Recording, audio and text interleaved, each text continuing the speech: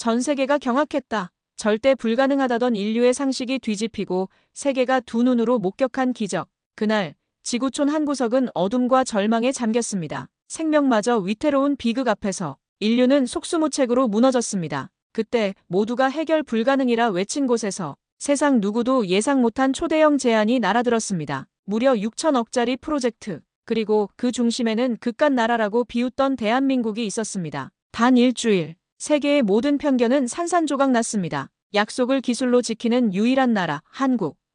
지금 히말라야의 대한민국이 새긴 기적이 빛납니다. 어떻게 대한민국은 불가능을 현실로 만들었을까? 당신이 알던 한국, 그 상식을 뒤엎는 진짜 기적의 실체. 지금 바로 당신의 마음을 뜨겁게 할 그 감동을 놓치지 마십시오. 그 전에 잠깐 1초 만에 누를 수 있는 좋아요 버튼을 꼭 눌러주시면 영상 제작에 아주 큰 힘이 됩니다. 그럼 바로 시작하겠습니다. 저는 클레어 리하트입니다. 스위스 취리히에서 태어났지만 제 이름 뒤에 숨겨진 또 다른 절반은 오랫동안 입에 올리고 싶지 않았던 이야기예요. 한국인 아버지가 있었다는 사실. 그 사람은 제가 7살 때 어머니와 저를 버리고 떠났거든요. 그래서 한국이라는 나라 자체가 제게는 상처였습니다. 2015년 4월 25일 스위스 공과대학 수력공학과 대학원생이던 저는 뉴스를 보고 있었어요. 네팔에서 규모 7.8의 대지진이 발생했다는 속보. 8,000명이 넘는 사망자와 2만 명이 넘는 부상자. 화면 속 숫자들이 단순한 통계가 아니라는 걸 직감했습니다. 다음 날 바로 국제구호단체 자원봉사에 지원했어요. 일주일 후 카트만두에 도착했는데 공항에서부터 참혹한 풍경이 펼쳐졌어요. 거대한 균열이 간 활주로, 임시천막으로 가득한 대기실, 그리고 끝없이 줄을 선 구호물자 트럭들. 저는 트리슐리 강 근처의 작은 병원에 배정되었어요. 의료진들은 밤낮 없이 환자들을 돌봤지만 가장 큰 문제는 전력 공급이었습니다. 하루에도 몇 번씩 정전이 되곤 했거든요. 그럴 때마다 의료진들은 손전등을 들고 수술을 계속해야 했고 중환자실의 생명유지장치들은 멈춰섰어요. 그날 밤을 평생 잊을 수 없습니다. 또 정전이 되었을 때였어요. 병원이 순식간에 어둠에 잠겼고 응급실에서 갓난아기의 울음소리가 들려왔어요. 산소 공급기가 멈춘 거였죠. 의료진들이 급하게 뛰어가서 수동으로 호흡을 도와주려 했지만 이미 늦었어요. 아기의 어머니가 울부짖는 소리가 병원 전체에 울려 퍼졌어요. 전기만 있었다면 그분이 반복해서 중얼거리던 그 목소리가 지금도 귀에 생생해요. 저는 그 순간 무력감에 휩싸였어요. 새벽녘 병원 옥상에서 트리슐리 강을 바라봤어요. 달빛에 반짝이는 강물이 유유히 흘러가고 있었죠. 그 물이 터빈을 돌려서 전기를 만들 수 있다면 이런 비극은 일어나지 않을 텐데. 그날 밤 저는 다짐했습니다. 전기 하나 없어서 죽는 아이가 없어야 해. 하지만 동시에 마음 한구석에는 여전히 상처가 남아 있었어요. 한국인 아버지에 대한 원망이 사라지지 않았거든요. 그 사람 때문에 저는 늘 절반만 온전한 사람이라고 생각했습니다. 한국이라는 나라, 그 이름 자체가 저에게는 아픔이었어요. 네팔에서의 한 달은 제 인생을 바꿔놓았습니다. 매일 정전에 시달리는 사람들을 보면서 전력이 단순한 편의가 아니라 생명과 직결된 문제라는 걸 깨달았어요. 그 경험이 저를 수력발전 엔지니어의 길로 이끌었습니다. 스위스로 돌아온 후 더욱 열심히 공부했고 졸업 후에는 유럽 곳곳의 수력발전소 건설 프로젝트에 참여했어요. 하지만 늘 마음 한편에는 그날 밤의 약속이 남아 있었습니다. 언젠가 네팔로 돌아가서 정말로 도움이 되는 일을 하겠다는 다짐 말이에요. 8년이 흘렀습니다. 2023년 어느 봄날, 저는 스위스의 한 엔지니어링 회사에서 수력발전 프로젝트 매니저로 일하고 있었어요. 그러던 중 흥미로운 제안을 받았습니다. 네팔 UT-1 수력발전소 프로젝트의 기술 고문으로 합류해달라는 거였죠. 제안서를 받아보니 놀랐어요. 바로 그 트리슐리 강이었거든요. 카트만두 북쪽 70km. 제가 8년 전 그 어둠 속에서 다짐했던 바로 그 장소에 216메가와트 규모의 수력발전소를 건설한다는 계획이었습니다. 하지만 더 놀라운 건 주관사였습니다. 한국 남동발전. 그 이름을 보는 순간 복잡한 감정이 밀려왔어요. 총 사업비 6억 4,700만 달러, 한국수출입은행과 국제금융공사, 아시아개발은행까지 9개 은행이 참여하는 대규모 프로젝트였죠. 동료가 물어봤어요. 네팔 프로젝트 어때요? 저는 망설였습니다. 나는 그 나라 사람들에게 상처받게 받지 못했어요. 그렇게 말하면서도 마음 한편으로는 궁금했어요. 과연 한국 사람들이 어떤 방식으로 이 프로젝트를 진행할지 말이에요. 결국 호기심이 이겼습니다. 첫 현장 미팅을 위해 카트만두로 향했어요. 8년 만에 다시 밟는 네팔 땅이었죠. 공항은 완전히 달라져 있었고 도시 곳곳에는 지진 복구의 흔적들이 남아 있었어요. 한국팀과의 첫 만남은 카트만두의 한 호텔에서 이뤄졌어요. 김준혁 차장이라는 분이 팀을 이끌고 있었는데 첫인상이 묵직했습니다. 말이 많지 않았지만 그 침묵 속에서 책임감이 느껴졌거든요. 안녕하세요, 클레어님. 저희는 여기 오래 머무를 준비가 되어 있습니다. 김준혁 차장의 첫 마디였어요. 다른 외국 업체들과는 정반대였죠. 그가 건네준 자료를 보고 더욱 놀랐습니다. 지형 스캔 데이터의 정확도가 놀라웠어요. 최신 라이다 장비로 측정한 정밀한 지형도, 수십 년간의 강수량 데이터 분석, 그리고 지질학적 특성까지 세세하게 조사한 보고서였습니다. 한국은 말만 하지 않는군요. 속으로 중얼거렸죠. 더 인상적인 건 현지 상황에 대한 이해도였어요. 단순히 발전소만 짓는 게 아니라 지역 주민들의 생활 패턴, 농업용수 사용량, 심지어 종교적 관습까지 고려한 설계안이었거든요. 이 정도면 준비 기간이 얼마나 걸렸을까요? 제가 물어보니 김준혁 차장이 답했습니다. 7년 정도 걸렸습니다. 2016년부터 준비해왔거든요. 7년. 보통 기업들과는 차원이 달랐어요. 현장 답사를 함께 나갔을 때 더욱 놀랐습니다. 한국팀의 현지 직원들과의 소통 방식이 달랐거든요. 일방적으로 지시하는 게 아니라 현지인들의 의견을 진지하게 듣고 있었어요. 직접 네팔어를 배워서 대화하려는 노력도 보였고요. 한국은 약속을 기술로 지켜내는군요. 그날 저녁 혼자 생각해봤어요. 말로만 하는 게 아니라 실제로 현장에서 보여주는 모습이 달랐거든요. 선진 기술보다 먼저 보인 건 정확성과 준비성이었습니다. 김준혁 차장과 대화할 기회가 있었어요. 왜 이렇게 오래 준비하셨어요? 제 질문에 그가 답했습니다. 실패하면 네팔 사람들이 피해를 보거든요. 우리는 그럴 자격이 없어요. 그 말에서 진정성이 느껴졌습니다. 그날 밤 호텔방에서 창밖을 바라봤어요. 트리슐리 강이 달빛을 받아 흐르고 있었죠. 8년 전 그날 밤의 기억이 되살아났어요. 한국이라는 이름 때문에 망설였지만 이제는 다른 마음이 들기 시작했습니다. 어쩌면 이것도 운명일지도 모른다고 말이에요. 본격적인 설계 작업이 시작되었습니다. 저는 한국팀과 함께 현장을 누비며 세부 계획을 점검했어요. 김준혁 차장이 이끄는 팀은 정말 체계적이었습니다. 매일 아침 7시에 시작해서 저녁 늦게까지 현장에서 하나하나 꼼꼼히 확인하는 모습이 인상적이었어요. 며칠 후 문제를 발견했습니다. 현지 설계와 실제 지형 사이에 미세한 오차가 있었거든요. 불과 몇 센티미터 차이였지만 장기적으로는 큰 문제가 될 수 있는 부분이었어요. 물의 흐름이 달라지면 발전 효율이 떨어질 수도 있었거든요. 이 부분을 수정해야 할 것 같습니다. 제가 제안하자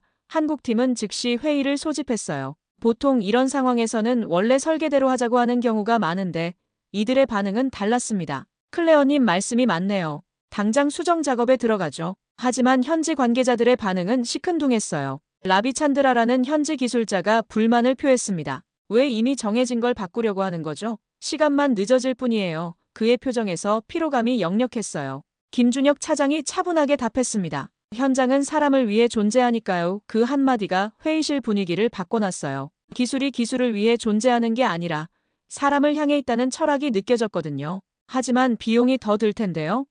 라비가 다시 물었습니다. 김준혁 차장은 미소를 지으며 말했어요. 좋은 발전소를 만드는 게 목표니까요. 비용보다 중요한 건 30년 후에도 안전하게 돌아가는 발전소예요. 그 순간 저는 깨달았습니다. 한국 기술은 단단하지만 더 놀라운 건 그 기술이 사람을 향해 있다는 겁니다. 동료들에게 그렇게 말하기도 했죠. 설계 변경 자체가 현지 상황에 대한 존중의 메시지였어요. 작업이 진행되면서 한국팀의 장점이 더욱 드러났습니다. 그들은 모든 결정을 현지 팀과 함께 내렸어요. 일방적으로 지시하는 게 아니라 이 방법이 어떻게 생각하세요? 더 좋은 아이디어가 있나요? 이런 식으로 계속 소통했거든요. 라비도 점차 마음을 열기 시작했어요. 한국팀은 다르네요. 그가 저에게 털어놨어요. 지금까지 온 외국 업체들은 대부분 자기들 방식만 고집했거든요. 현지 상황은 무시하고 말이에요. 설계 변경 작업은 2주 정도 걸렸어요. 그 과정에서 한국팀의 세심함을 계속 목격했습니다. 단순히 도면만 수정하는 게 아니라 변경에 따른 모든 영향을 다시 분석했거든요. 수문학적 영향, 환경적 영향, 심지어 주변 농업에 미칠 영향까지 재검토했어요. 이 정도까지 할 필요가 있나요? 제가 물어보니 김준혁 차장이 답했습니다. 한 번 잘못 만들면 30년 동안 문제가 되거든요. 지금 며칠 더 투자하는 게 나중에 몇 년을 절약하는 거예요. 라비찬드라가 저에게 말했어요. 한국도 결국 떠날 거 아니에요? 하지만 저는 확신에 차서 답했습니다. 이들은 당신 생각보다 오래 머무를 준비가 되어 있어요. 그때까지 본 한국팀의 모습이 달랐거든요. 그들은 단순히 프로젝트를 완수하려는 게 아니라 정말로 네팔과 함께하려는 의지를 보여주고 있었어요. 매일 현지 음식을 먹으려 노력하고 네팔어를 배우려 하고 현지 문화를 이해하려는 모습들이 진심으로 느껴졌습니다. 수정된 설계안이 완성되었을 때 모든 팀원들이 박수를 쳤어요. 한국 팀과 네팔 팀이 함께 만들어낸 결과물이었거든요. 그 순간 저는 처음으로 느꼈어요. 이것이 진정한 국제 협력이구나. 일방적인 기술 전수가 아니라 함께 만들어가는 과정이구나. 순조롭게 진행되던 프로젝트에 예상치 못한 시련이 찾아왔습니다. 2024년 우기철, 연일 내리는 폭우로 트리슐리 강 유역의 수위가 급격히 상승했고 공사 현장 인근에서 대규모 토사 붕괴가 발생한 거였죠. 그날 저는 카트만두에 있었어요. 김준혁 차장으로부터 긴급 전화가 왔습니다. 클레어님, 현장에 사고가 났어요. 지금 병원으로 향하고 있습니다. 목소리에서 긴박함이 느껴졌어요. 급하게 현장으로 달려갔는데 상황이 심각했습니다. 한국 엔지니어 2명이 부상을 당했어요. 이민수 대리와 박성호 기술자였는데 둘 다 의식을 잃은 상태로 병원으로 이송되었죠. 다행히 생명에는 지장이 없었지만 이민수 대리는 다리 골절, 박성호 기술자는 뇌진탕 진단을 받았습니다. 현장은 완전히 마비되었어요. 안전 문제로 모든 작업이 중단되었고 복구 작업도 언제 시작할 수 있을지 알 수 없는 상황이었죠. 더 큰 문제는 이 소식이 한국 본사와 투자은행들에 전해지면서 프로젝트 전체가 흔들리기 시작했다는 거였어요.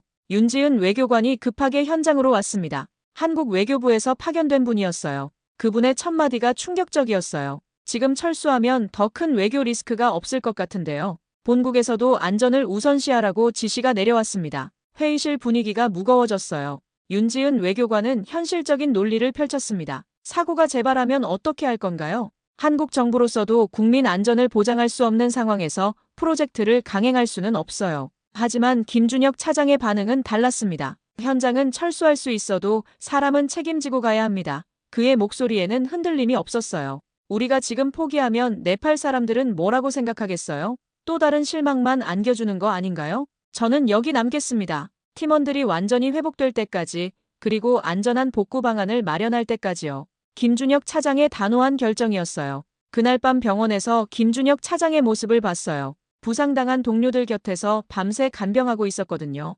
이민수 대리가 깨어났을 때 첫마디가 현장은 괜찮나요?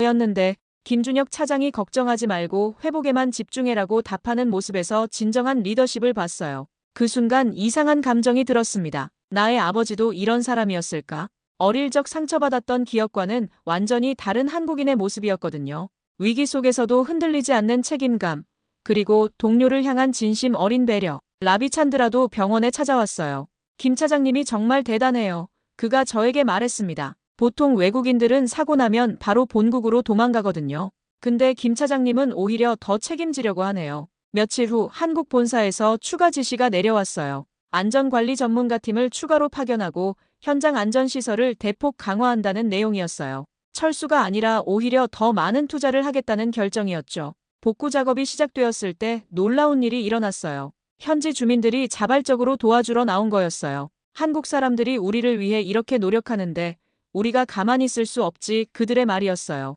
사고 현장 정리부터 안전시설 설치까지 온 마을이 나서서 도와줬습니다. 그 모습을 보면서 저는 깨달았어요. 진정한 파트너십이 뭔지를. 어려울 때 등을 돌리는 게 아니라 함께 극복해 나가는 것. 그것이 한국팀이 보여준 가치였고 그 가치가 현지 사람들의 마음을 움직인 거였어요. 사고 수습 후 프로젝트는 새로운 전환점을 맞았습니다. 단순히 발전소만 짓는 게 아니라 지역사회 전체의 발전을 도모하는 종합적인 접근을 시작한 거예요. 김준혁 차장이 팀 회의에서 발표한 계획을 들었을 때 저는 깜짝 놀랐어요. 우리는 전력만 공급하는 게 아니라 미래를 밝히는 기술을 전하겠습니다. 그의 말과 함께 새로운 설계도가 공개되었어요. 발전소 부지 내에 세종학당과 기술직업교육센터를 함께 건립한다는 계획이었죠. 라비찬드라의 반응이 인상적이었어요. 정말로 이런 걸 만들어주실 건가요? 그의 눈에서 희망의 빛이 보였거든요. 지금까지 많은 외국 업체들이 왔지만 이런 제안을 한 곳은 없었어요. 한국팀의 철학이 명확했어요. 물고기를 주는 게 아니라 물고기 잡는 법을 가르쳐 주겠다는 거였죠. 세종학당에서는 한국어와 함께 한국의 발전 경험을 공유하고 기술교육센터에서는 수력발전소 운영과 유지보수 기술을 현지 기술자들에게 전수한다는 계획이었어요. 이게 진짜 가능한 일인가요? 제가 김준혁 차장에게 물어보니 그가 자신있게 답했어요. 한국도 60년대에는 원조를 받던 나라였어요. 지금은 원조를 주는 나라가 되었죠. 네팔도 마찬가지로 할 수 있을 거예요. 공사가 본격화되면서 한국팀의 세심함을 계속 목격했습니다. 발전소 설계만 해도 네팔 전통 건축 양식을 반영했어요. 현대적인 기능성과 전통미를 조화시킨 디자인이었죠. 네팔 사람들이 자랑스러워할 수 있는 발전소를 만들고 싶어요. 김준혁 차장의 말이었어요. 세종학당 건립 작업도 흥미로웠어요. 단순히 건물만 짓는 게 아니라 교육 프로그램도 함께 개발했거든요. 한국어 기초과정부터 한국의 경제발전사, 그리고 에너지 정책까지 포괄하는 커리큘럼이었어요. 라비찬드라가 기술교육센터 책임자로 참여하겠다고 나섰어요. 이런 기회를 놓칠 수는 없어요. 그가 저에게 말했습니다. 제가 배운 기술을 다른 네팔 젊은이들에게 전수하고 싶어요. 그래야 우리가 진짜 자립할 수 있을 거 아니에요?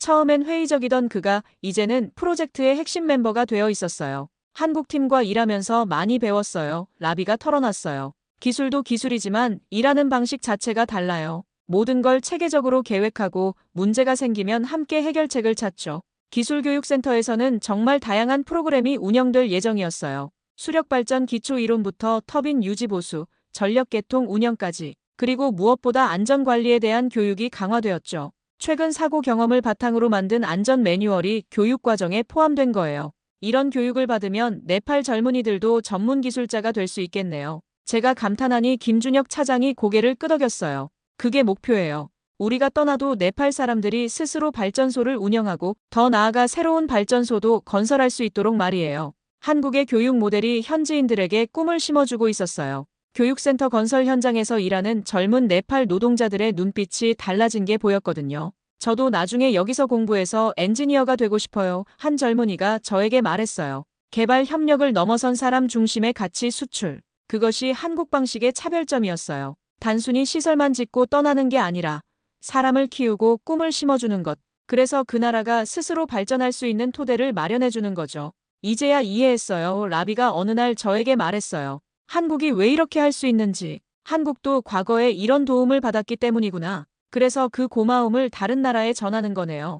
2025년 봄, 프로젝트 공정률이 70%를 돌파했습니다. 발전소의 윤곽이 뚜렷하게 드러나면서 현지에서도 화제가 되기 시작했어요. 네팔 정부에서는 이 프로젝트를 성공적인 국제협력 사례로 홍보하기 시작했고 저에게도 뜻밖의 소식이 전해졌습니다. 네팔 정부가 저를 명예시민으로 선정한다는 거였어요. 프로젝트 성공에 기여한 국제 전문가라는 명목이었죠. 시상식 초대장을 받았을 때 기분이 복잡했어요. 8년 전 절망 속에서 시작된 인연이 이런 결실을 맺게 될 줄은 꿈에도 몰랐거든요. 하지만 기쁨도 잠시, 며칠 후 예상치 못한 일이 벌어졌습니다. 한국 언론에서 제 이야기를 대대적으로 보도하기 시작한 거예요. 네팔 수력발전소 건설 기여한 스위스 한국계 엔지니어 버림받았던 혼혈 여성, 한국 프로젝트로 인생 변화 이런 자극적인 제목들이 쏟아졌어요. 기사 내용을 보니 제 과거가 낱낱이 공개되어 있었어요. 한국인 아버지가 가족을 버리고 떠났다는 사실. 그래서 제가 한국에 대해 복잡한 감정을 가지고 있었다는 것까지. 어떻게 이런 사적인 정보를 알아냈는지 황당했어요. 더 충격적인 건 댓글들이었어요. 역시 한국의 따뜻한 마음이 상처를 치유했다. K-휴머니즘의 힘을 보여준 사례 같은 미화된 해석들이 대부분이었지만 일부는 비난도 있었어요. 제 핸드폰이 쉴 새 없이 울렸어요. 한국 방송사들의 인터뷰 요청이었죠. 감동적인 스토리를 많은 사람들과 나누고 싶다는 것이었지만 저는 모든 요청을 거절했어요. 제 개인적인 상처를 감동 포르노로 소비하는 게 싫었거든요. 김준혁 차장이 제 상태를 알아차렸어요. 요즘 힘들어 보이시는데 괜찮으세요? 그의 배려 어린 물음에 저는 솔직하게 털어놨어요. 과거 일이 알려져서 부담스러워요. 이런 관심을 원했던 게 아니거든요. 김준혁 차장의 반응이 인상적이었어요. 그건 중요하지 않아요. 당신이 어떤 사람인지만 중요하죠. 그의 말에는 진심이 담겨 있었어요.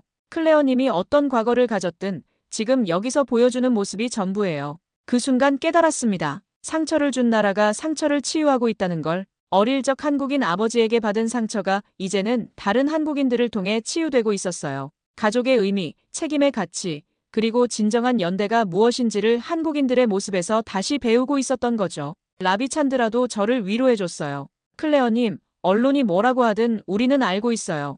당신이 얼마나 진심으로 이 프로젝트에 참여했는지 말이에요. 현지 팀원들도 하나둘씩 격려의 말을 건네줬어요. 며칠 후 한국 외교부에서 공식 입장을 발표했어요. 개인의 사생활을 부각시키는 것보다 전문성과 기여도를 인정하는 것이 맞다는 내용이었죠. 윤지은 외교관이 저에게 전화를 걸어 사과했어요. 정부 차원에서도 이런 식의 보도는 바람직하지 않다고 생각해요. 개인의 전문성과 노력이 중요한 거지, 출생 배경이 중요한 게 아니잖아요. 그녀의 말에서 한국 사회의 성숙함을 느꼈어요. 네팔 명예시민 시상식에 참석했어요. 네팔 에너지부 장관이 직접 상을 수여했어요. 클레어 리하트님은 단순한 기술 자문을 넘어서 네팔과 한국을 잇는 가교 역할을 해주셨습니다. 장관의 치사에서 감동이 밀려왔어요. 상을 받으면서 저는 생각했어요. 이 상은 제 개인의 것이 아니라 함께 땀 흘린 모든 사람들의 것이라고. 한국팀, 네팔팀, 그리고 이 프로젝트를 믿고 지원해준 모든 분들의 공로라고. 드디어 2026년 12월 완공의 날이 왔습니다. 216메가와트 규모의 UT1 수력 발전소가 마침내 모습을 드러낸 거예요. 3년여의 긴 여정이 결실을 맺는 순간이었죠. 히말라야의 찬 공기 속에서도 가슴이 뜨거워졌어요. 점등식은 네팔 전국에 생중계되었습니다. 카트만두의 중앙광장에는 대형 스크린이 설치되어 수천 명의 시민들이 지켜봤어요. 한국에서도 실시간으로 중계되어 양국이 함께 이 역사적 순간을 나누고 있었죠. 점등 버튼에는 특별한 문구가 새겨져 있었어요. 함께 만든 빛, 함께 나누는 내일 한국어와 네팔어로 동시에 적혀 있었죠. 이 문구는 김준혁 차장이 제안한 것이었는데 프로젝트의 정신을 완벽하게 담아낸 표현이었어요. 점등식에는 양국의 고위 인사들이 참석했어요. 네팔 총리와 한국 외교부 장관, 그리고 프로젝트에 참여한 모든 은행 관계자들까지. 하지만 정작 중요한 건 현장에서 땀 흘린 사람들이었어요. 저와 김준혁 차장, 그리고 라비찬드라가 함께 점등 버튼을 누르기로 했어요. 세 사람이 각각 다른 나라와 문화를 대표하면서도 하나의 꿈을 위해 함께 노력한 상징적인 조합이었죠. 준비되셨나요? 김준혁 차장이 물어봤어요. 저와 라비가 고개를 끄덕이자 그가 카운트다운을 시작했습니다. 하나, 둘, 셋. 우리 세 사람의 손이 동시에 버튼을 눌렀어요. 그 순간 트리슐리 강의 물이 터빈을 돌리기 시작했습니다. 웅웅거리는 소리와 함께 거대한 발전기가 돌아가기 시작했고 216메가와트의 전력이 네팔 전역으로 뻗어나가기 시작했어요. 발전소 건물 전체에 불이 켜지면서 히말라야의 밤을 밝혔죠. 그 순간 저는 눈물을 참을 수 없었어요. 8년 전 그 어둠 속 병원에서 잃었던 아기가 떠올랐거든요. 이제는 그런 비극이 없어질 거라는 확신이 들었어요. 정전으로 인한 의료사고, 어둠 속에서 공부해야 하는 아이들, 냉장 보관이 안 되어 버려지는 약품들. 이 모든 문제들이 해결될 거였어요. 라비찬드라도 울고 있었어요. 드디어 해냈네요. 그가 떨리는 목소리로 말했어요. 우리가 정말 해냈어요. 3년 전만 해도 회의적이었던 그가 이제는 이 프로젝트의 가장 열성적인 지지자가 되어 있었어요. 김준혁 차장은 조용히 고개를 끄덕이며 발전소를 바라봤어요. 모든 분들이 고생 많으셨습니다.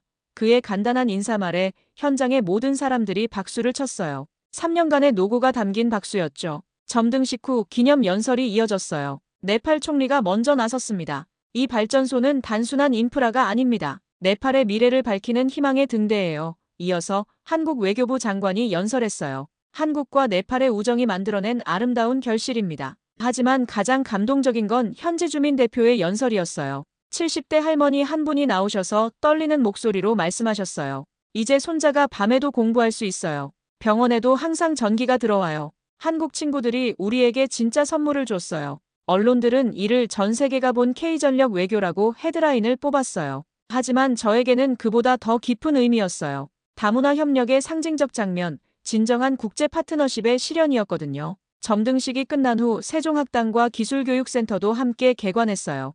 이미 수십 명의 네팝 젊은이들이 등록을 마쳤고 첫 수업을 기다리고 있었어요. 라비찬드라가 센터장을 맡아서 앞으로 네팔 전역에서 온 학생들을 가르칠 예정이었죠. 그날 밤 발전소에서 나오는 불빛이 트리슐리 강물에 반사되어 반짝이는 모습을 봤어요. 그 빛이 네팔 전역으로, 그리고 더 나아가 전 세계로 퍼져나가는 희망의 메시지 같았어요. 점등식이 끝나고 몇 달 후 한국에서 특별한 초청이 왔습니다. 서울에서 열리는 국제개발협력 포럼에서 기조 연설을 해달라는 요청이었어요. 네팔 UT1 프로젝트의 성공 사례를 전 세계와 공유해달라는 내용이었죠. 처음으로 한국 땅을 밟는 순간 묘한 감정이 들었어요. 30년 전 아버지가 떠난 그 나라, 오랫동안 상처의 이름이었던 한국이 이제는 치유의 땅으로 다가오고 있었거든요. 인천공항에 내렸을 때 한국어 안내방송을 들으며 이상하게 마음이 편안해지는 걸 느꼈어요. 포럼 준비를 하면서 한국의 ODA 역사를 자세히 살펴보게 되었습니다. 1960년대 원조를 받던 나라에서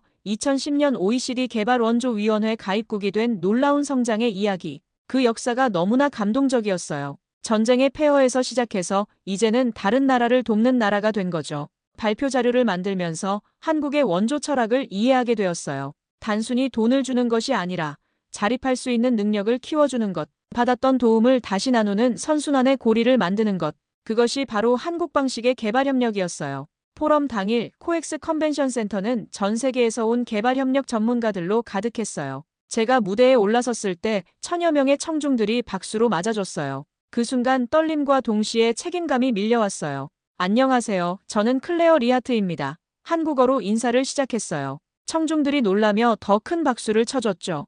오늘 이 자리에서 네팔 UT1 프로젝트 이야기를 들려드리게 되어 영광입니다. 저는 8년 전 그 어둠 속 병원에서 시작된 이야기를 들려줬어요. 정전으로 잃은 소중한 생명, 그리고 그날 밤 다짐했던 약속에 대해서 청중들이 숨죽이며 들어주는 게 느껴졌어요. 처음에 저는 한국이라는 나라에 대해 편견을 가지고 있었습니다. 솔직하게 털어놨어요. 하지만 함께 일하면서 깨달았죠. 진정한 파트너십이 무엇인지, 책임지는 리더십이 무엇인지를 말이에요. 한국팀의 세심함, 현지 상황에 대한 존중, 그리고 위기 상황에서도 포기하지 않는 책임감에 대해 이야기했어요. 청중들의 눈빛이 점점 진지해지는 게 보였어요. 이 프로젝트의 진정한 성공은 발전소 완공이 아닙니다. 클라이맥스 부분에서 강조했어요. 네팔 젊은이들이 꿈을 갖게 된 것, 그리고 스스로 발전할 수 있는 능력을 갖추게 된 것이 진짜 성공이에요. 마지막 부분에서 저는 이렇게 마무리했습니다. 나는 이제 한국을 좋아합니다. 그들은 책임지고 함께하고 돌아보는 사람들이니까요. 전기는 흐릅니다. 그 빛이 어디에서 왔는지는 이 히말라야가 알고 있습니다. 청중들이 기립박수를 쳐줬어요.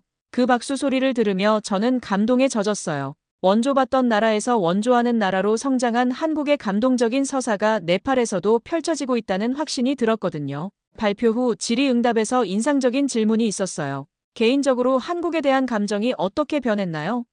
상처를 주었던 땅이 상처를 치유하는 땅으로 변화했어요. 저는 진심을 담아 답했어요. 포럼이 끝나고 그날 저녁 호텔에서 휴대폰이 울렸어요. 모르는 번호였지만 받아봤습니다. 클레어야, 나야. 아빠야. 30년 만에 듣는 아버지의 목소리였어요. 뉴스를 보고 연락했다고 하더군요. 포럼 발표 봤어. 정말 자랑스럽다. 미안하다는 말을 꼭 하고 싶었어. 그의 목소리에서 후회와 그리움이 느껴졌어요. 편지를 보내고 싶어. 그동안 못한 이야기들을 써보겠어. 아버지의 말에 저는 조용히 답했어요. 천천히 생각해 볼게요. 다음 날 김포공항에서 네팔로 떠나기 전 한강을 바라봤어요. 유유히 흐르는 강물이 트리슐리 강과 닮아 있었어요. 모든 강물은 결국 바다로 흘러가죠. 상처도 치유도 그리고 새로운 시작도 모두 그 흐름 안에 있는 거겠어요. 네팔로 돌아온 후에도 UT1 발전소는 순조롭게 가동되고 있어요. 연간 1533GWh의 전력을 생산하면서 500만 명의 네팔 국민에게 안정적인 전기를 공급하고 있죠. 세종학당과 기술교육센터에는 더 많은 학생들이 몰려들고 있고요. 매일 밤 발전소의 불빛을 바라보며 생각해요. 히말라야를 흐르는 빛처럼 한국이 보여준 가치들도 계속 흘러갈 거예요. 책임, 연대, 그리고 함께 만들어가는 미래. 이제 저에게 한국은 더 이상 상처의 이름이 아닙니다. 희망의 이름이에요. 여기까지 시청해주셔서 정말 감사합니다. 당신의 댓글 하나가 다음 감동을 만듭니다. 구독과 좋아요 잊지 마세요.